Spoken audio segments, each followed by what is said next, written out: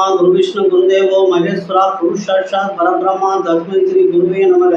गुरु दक्षिणामूर्ति भगवान திருவடிகள் போற்றி போற்றி। ஓம் ஆதித்யாய சோமாய மங்களாய புதாய சகுரு சுக்கிர சனி பெயர்ச்சி கேதவே நமக। ஓம் முருகா சரவண பகவாய நமக। உலகெங்கும் வாழும் என் இனிய சகோதர சகோதரிகளுக்கு வணக்கம்। நிறைய பேர் நம்ம சேனலுக்கு ஆதரவு கொடுத்துட்டு இருக்கிறீங்க, எல்லா நல்ல உள்ளவங்களுக்கும் முதல்ல நன்றி। இன்னைக்கு நம்ம பார்க்க போற பதிவு என்னன்னா, மே 2024 கன்னி ராசிக்கான மாத பலன்களை பார்க்கிறோம்। கன்னி ராசிக்கான மாத பலன்கள்ல என்ன பார்க்குறோம்னா, முதல்ல கிரகங்களுடைய நகர்வு, எந்தெந்த கிரகங்கள் எந்தெந்த இடத்துலேருந்து எந்தெந்த இடத்துக்கு மாறுது, அதனால என்ன பலன்கள் நமக்கு மாறுது அப்படிங்கிறதையும், அடுத்தது நட்சத்திரங்களுக்கு உண்டான சுப தினங்கள் எது எது இந்த மாசத்துல, அசுப தினங்கள் எது எது, யோக தினங்கள் எது எதுன்னு ஒவ்வொரு நட்சத்திர வாரியா தனித்தனியா கொடுத்துருக்குறோம்। அடுத்து சந்திராசிரம தினங்கள் இதில் கொடுக்கப்பட்டிருக்கு। அதுக்கு அடுத்து பார்த்தீங்கன்னா, நம்மளை எப்பவுமே வழிநடத்தி செல்லக்கூடிய அந்த ராசியினுடைய அதிபதி யாரு, அவங்களுடைய வழிபாடு, நட்சத்திரங்களுடைய அதிபதி யார், அவங்களோட வழிபாடு, இது ரெண்டு பேர்த்தையும் சேர்த்து நீங்க தொடர்ந்து காலத்துக்கும் இதை நீங்க வணங்கிட்டு வர்றப்ப உங்களுடைய வாழ்க்கையில எந்த கஷ்டங்களும் வராம அவங்க உங்களை வழிநடத்தி கொண்டு போயிட்டு இருப்பாங்க। நன்றி நேரில்। இப்போ நம்ம உள்ள ராசி பலன்குள்ள போகலாம்। உத்திரம் 2, 3, 4 பாதங்கள், அஷ்டம் சித்திரை 1, 2 பாதங்களை அடக்கிய கன்னி ராசி நேயர்களே, இந்த உங்களுடைய ராசிநாதன் புதன் பகவான் ராசியிலேயே கேது இருந்து ராசிநாதன் 7ஆம் இடத்துல இருக்கிறார்। மாத ஆரம்பத்துல 10ஆம் தேதி வரைக்கும் வக்கரமாகி 7ஆம் இடத்துல இருக்கிறாரு। கூடவே ஒரு வக்கர கிரகம் இருக்கிறதுனால ராகு கூட இருக்கிறாரு। அதனால இப்ப என்ன பலன்கள் இருக்குது அப்படின்னா, 10ஆம் தேதி வரைக்கும் புதன் பகவானுக்கு உண்டான காலி நிலங்கள், டாக்குமெண்ட், வங்கியில, வியாபாரத்துல, அதே மாதிரி காதலிக்கிறவங்க இவங்கெல்லாம் கொஞ்சம் உஷாரா இருக்கணும் 10ஆம் தேதி வரைக்கும்। 10ஆம் தேதிக்கு அப்புறம் 11ஆம் தேதியிலிருந்து உங்க ராசிநாதன் ராசிக்கு 8ஆம் இடத்துக்கு வர்றார்। 7ஆம் இடத்துலேருந்து 8ஆம் இடத்துக்கு வர்றார், 8ஆம் இடத்துல மறைகிறார்। இருந்தாலும் உங்க ராசிக்கு 4ஆம் இடத்திற்கும் 7ஆம் இடத்திற்கும் தாய்ஸ்தானம், சுக வண்டி வாகன யோகம் என்று சொல்லக்கூடிய சுகஸ்தானத்திற்கும், மனைவி கலத்திரஸ்தானம், தொழில் வியாபாரம் நண்பர்கள் என்று சொல்லக்கூடிய 7ஆம் இடத்திற்கும் அதிபதியான குரு பகவான் பாக்கியஸ்தானத்திலே, அதாவது 4ஆம் இடத்து அதிபதி சுகஸ்தானாதிபதி 9ஆம் இடத்திலே இருந்து பாக்கியஸ்தானத்தில் இருந்து உங்களுடைய ராசியை பார்க்கிறார்।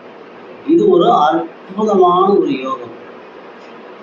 இப்போ 9ஆம் இடத்துல இருந்து பார்க்கறதுனால, 9ஆம் இடங்கிறது பெரியவர்களுடைய வழிபாடு, குருமார்களுடைய வழிபாடு, தந்தையனுடைய செல்வாக்கு நிலை, இதையெல்லாம் சொல்லக்கூடிய இடம்। அப்போ உங்களுக்கு குருமார்களை முழுசா குருவினால ஆதாயம் வேணும் அப்படின்னா, பெரியவங்களை வழிபடுறதும், குருமார்களை வழிபடுறதும், ஜீவ சமாதிகளை வழிபடுறதும், இதெல்லாம் உங்களுக்கு இந்த பலன்களை முழுமையா கொடுக்கும்। அதுக்கு அடுத்த ஒரு சிறப்பு என்ன அப்படின்னு கேட்டீங்கன்னா, உங்க ராசிக்கு 2க்கும் 9க்கும் தனம் வாக்கு குடும்பம் என்று சொல்லக்கூடிய 2ஆம் இடத்திற்கும் பாக்கியஸ்தானத்திற்கும் அதிபதியான சுக்கிர பகவான் பாக்கியஸ்தானத்திலேயே ஆட்சி பெறார்। 9ஆம் அதிபதி 9ஆம் இடத்திலேயே ஆட்சி பெறார்। அற்புதமான, இப்ப சுகஸ்தானாதிபதியும் பாக்கியஸ்தானாதிபதியும் குடும்பஸ்தானாதிபதி, தனம் வாக்கு தனஸ்தானாதிபதி, தனம் சுகஸ்தானாதிபதி பாக்கியஸ்தானாதிபதி, அப்ப 3 பேரும் ஒரே இடத்துல இணையறதுனால இந்த மாதம் உங்களுக்கு தனவரவு ரொம்ப அற்புதமான ஒரு தனவரவு।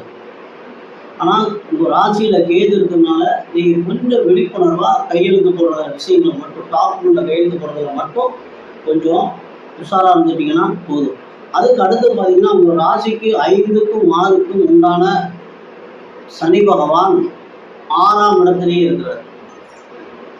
அப்போ சனி பகவான் தான் இந்த குரோதி ஆண்டினுடைய மந்திரியா வர்றதுனால, சனி பகவான் தான் குலதெய்வமா இருக்கிறதுனால, எவ்வளவுக்கு எவ்வளவு குலதெய்வ வழிபாடை அதிகப்படுத்துறீங்களோ அந்த அளவுக்கு உங்களுடைய பிரச்சனைகள் முழுசும் தீர்ந்து குடும்பத்தில் ஒரு நிம்மதி தொடர்ந்து கிடைக்கும். இந்த ஆண்டு முழுவதும் நீங்கள் குலதெய்வ வழிபாட்டை அதிகப்படுத்திட்டே இருங்க.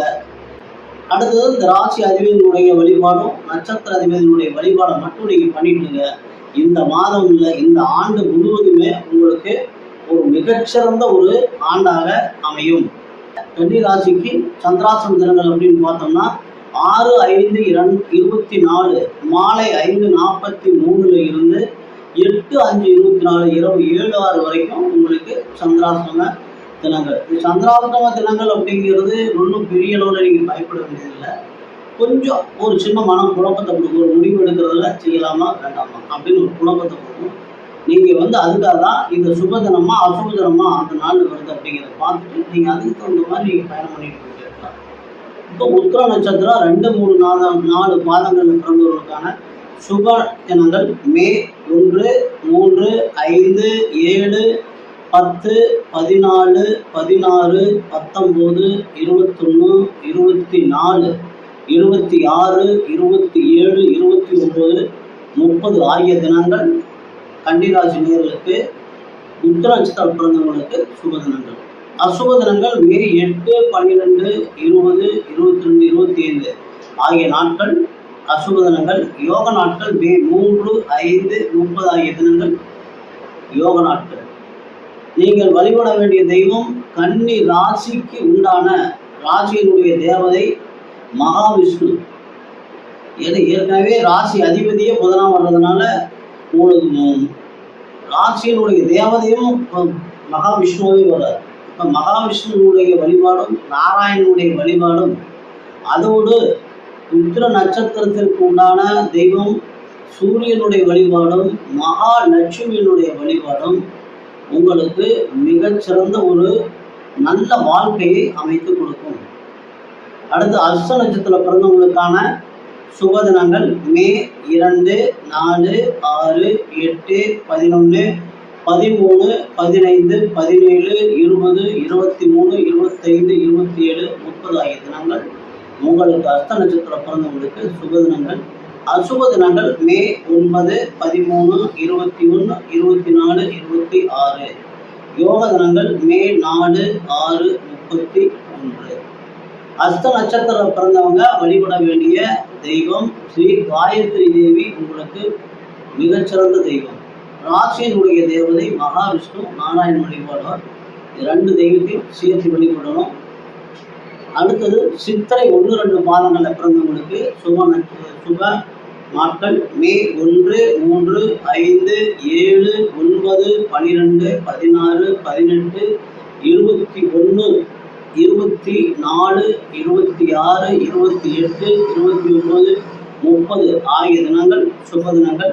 அசுப தினங்கள் மே 10, 14, 23, 25, 20 தினங்கள் அசுப தினங்கள். யோக தினங்கள் மே 5, 7.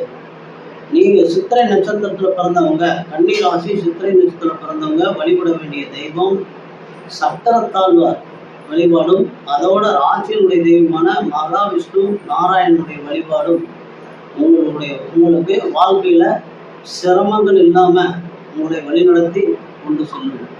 இதில் சுப நாட்கள் அசுப நாட்களில் ஒரு சில தேதிகள் விடுபட்டிருக்கும். அதாவது மத்தியம பலனை கொடுக்கக்கூடிய தேதிகள். அதனால் நம்ம அதை பெருசாக அங்கே கொடுக்கல.